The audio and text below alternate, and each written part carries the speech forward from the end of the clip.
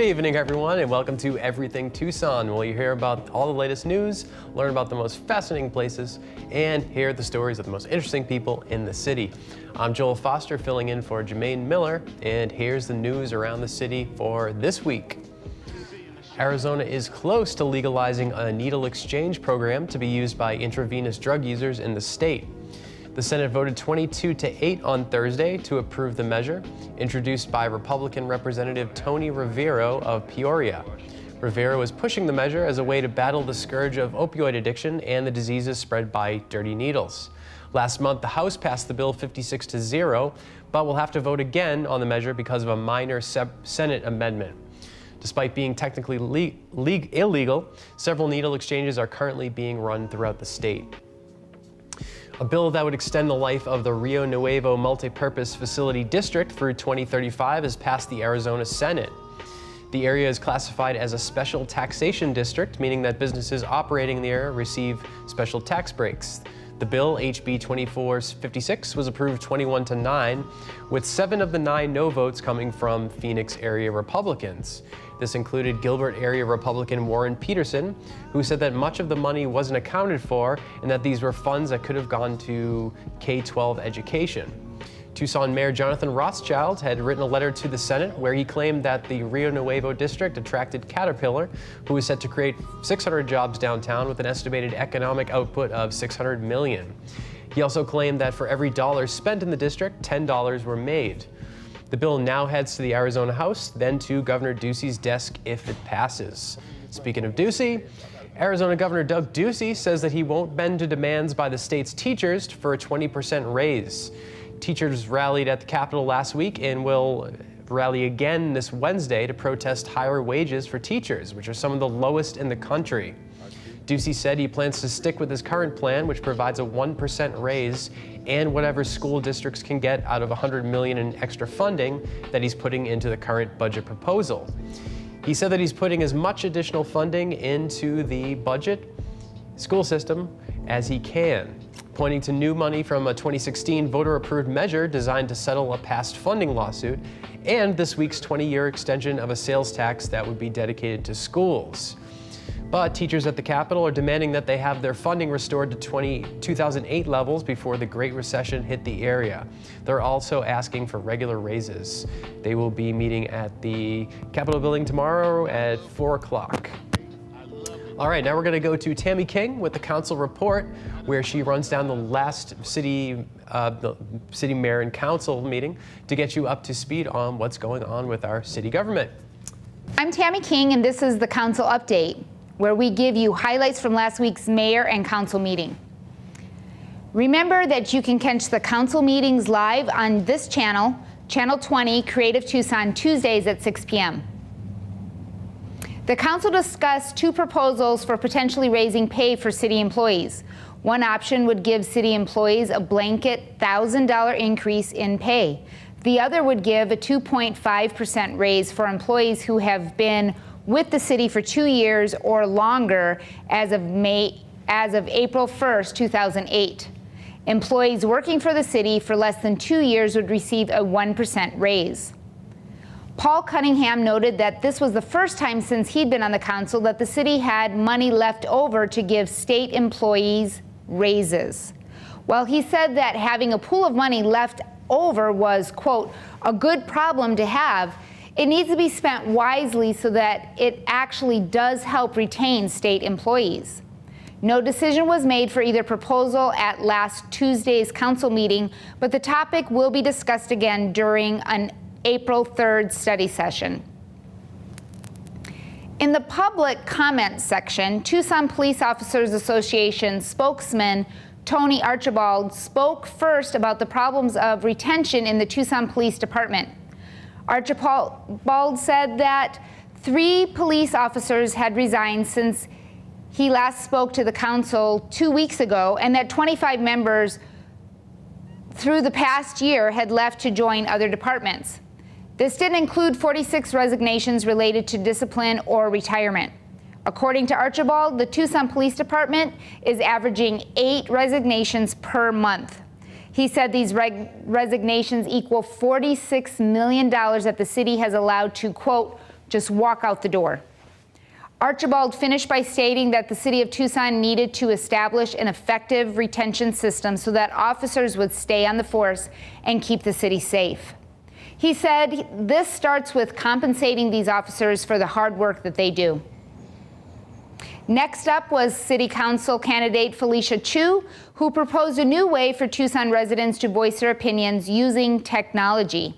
Chu noted how the council meetings didn't generally get huge crowds, but that Tucsonans are concerned about such issues as the recently proposed water subsidies and multiple projects set up to go up on 4th Avenue.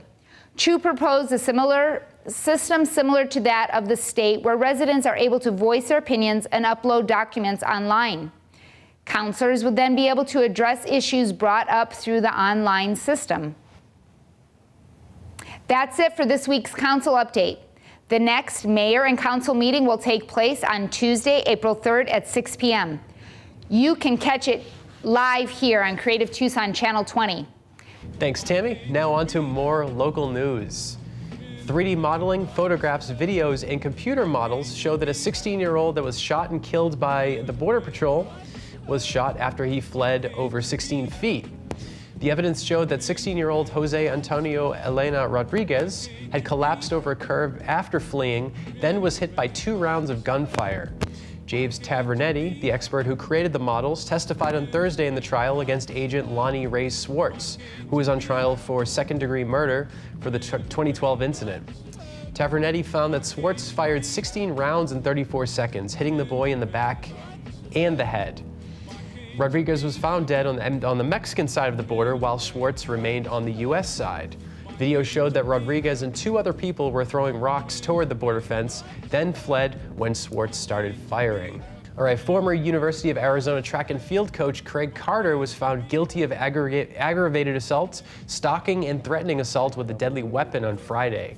Carter committed the acts against Bailey Gibson, a student he coached on the Wildcats track and field team. He was arrested in May of 2015 after Gibson claimed that he forced her into a relationship with blackmail and threats. However, Carter, a father of 4, maintains that the relationship was consensual.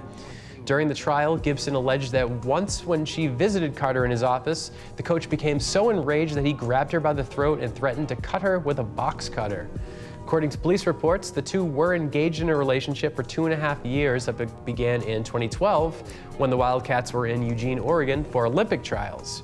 Gibson had Olympic aspirations at the shot put at the time.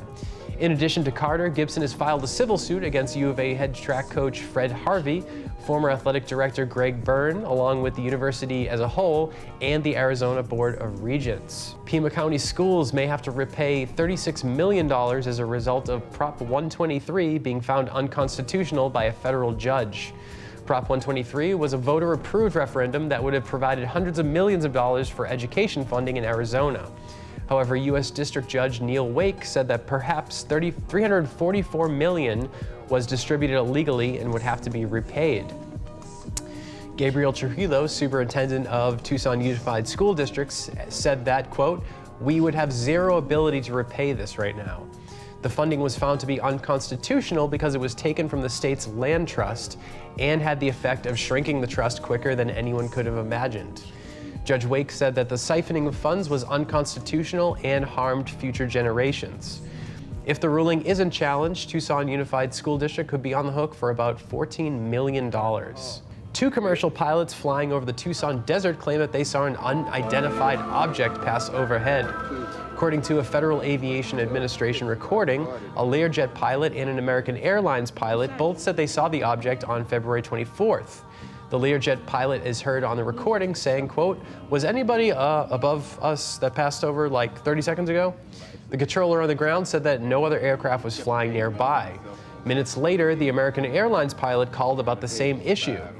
While it might be some alien visitors, an FAA spokesman says that probably not the case. He said that his agency often encounters high-altitude weather balloons and other unreported civilian aircraft. But that's exactly what you'd expect him to say, right? All right, let's check back in with Tammy King as she gives us the events happening around Tucson this week. It's me, Tammy King, coming to you from the streets of downtown Tucson. Here's what's going on around Tucson this week. Monterey Court Studio Galleries and Cafe will be hosting their first Wednesday festivities this week. Enjoy live bluegrass music from Nick McBlain and Log Train while touring the venue and scoping out all of the local artwork up for display. Monterey Court is located at 505 West Miracle Mile Road. This Thursday, we will see the start of this year's Country Thunder Arizona Festival in Florence. This year's lineups feature superstars Luke Bryan, Jason Aldean, Toby Keith, and more. The festival runs until Sunday, so don't forget those cowboy boots and a matching hat to keep you from frying in the sun. Just a tip, camera bags, coolers, large purses, and backpacks are not allowed in the event, but you can bring a gallon freezer bags and small handbags. On Friday night, KXCI is hosting some live jazz at Main Gate Square as part of their Friday Night Live series. This week, it's Degrazi's Spanish Guitar Band that will take the stage at 7:30, while local nonprofits will have tents set up nearby. Entry is free and parking is validated. Main Gate Square is located at 814 East University Boulevard. Also on Friday, April 6th, the Ignite 520 conference begins its two-day summit to build personal and professional growth opportunities. The event starts with the Explore Downtown Scavenger Hunt at 6 p.m., followed by a concert by the Super Band featuring members of Ryan Hood and Run Boy Run. This will be followed the next day with yoga, coffee with community catalyst, and mindfulness workshop. Throughout the weekend, attendees will have the choice of dozens of workshops on various aspects of personal and professional development. This includes a presentation by our own Josh Bell-Humer, who will be delivering his talk, What Would You Say You Hear? How Not to Be an Empty Suit, at 3:30 on Saturday. If you're interested, head on over to ignite520.com for more information and to get tickets. On Saturday, the Tucson Improv Movement will be holding a show celebrating the wonderful and terrible social tradition known as dating. In the dating scene, the improv group will take suggestions from the audience about their best and worst dating experiences and attempt to recreate that exact scene on the spot. Tickets are only $5, which is a lot cheaper than therapy. The show also features our own Rich Gary from the Scorcher Report, who performs along with Susan Little Lion, Esther Brilliant, Zach Race, Matt Trotman, and more. Tucson Improv Movement is located at 414 East 9th Street. Saturday is looking like a busy day in Tucson, as the Loft is hosting their 3rd annual Doggy Shorts Festival. See some of the cutest, fluffiest short films you'll find. Support Handy Dogs, a nonprofit that trains local service dogs. The Loft is located at 3233 East Speedway Boulevard. And finally, Pueblo Vida Brewing Company is hosting their 2018 Baja Beer Festival at Armory Park on Saturday. Sample beers from Arizona's best breweries and have your pick of food from the region's best chefs in collaboration with the Gastronomic Union of Tucson. This year will focus on IPAs as brewers compete in the first statewide IPA competition.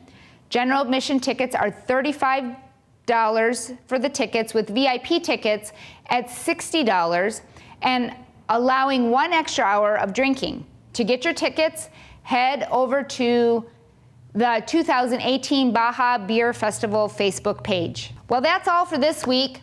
Check in again next Tuesday to find out what's going on in Tucson. And if you want us to feature your event on the show, contact us here at info@creativetucson.org. Thanks, Tammy, and thank you so much for watching.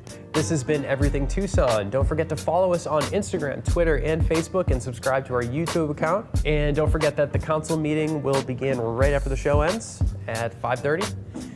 We'll see you next week. Stay creative, Tucson.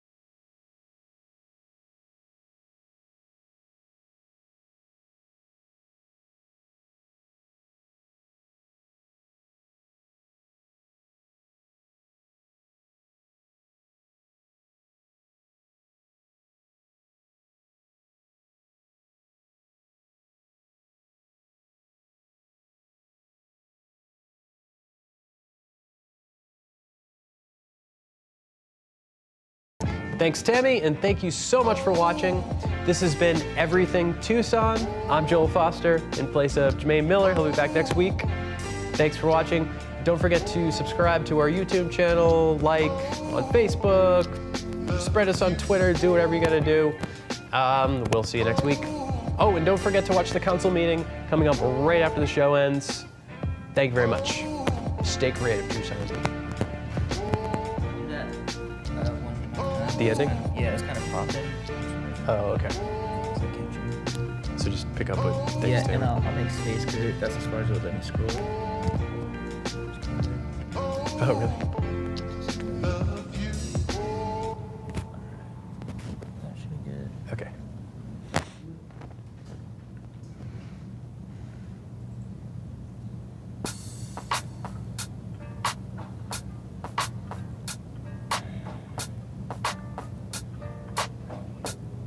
Good. Pretty soon.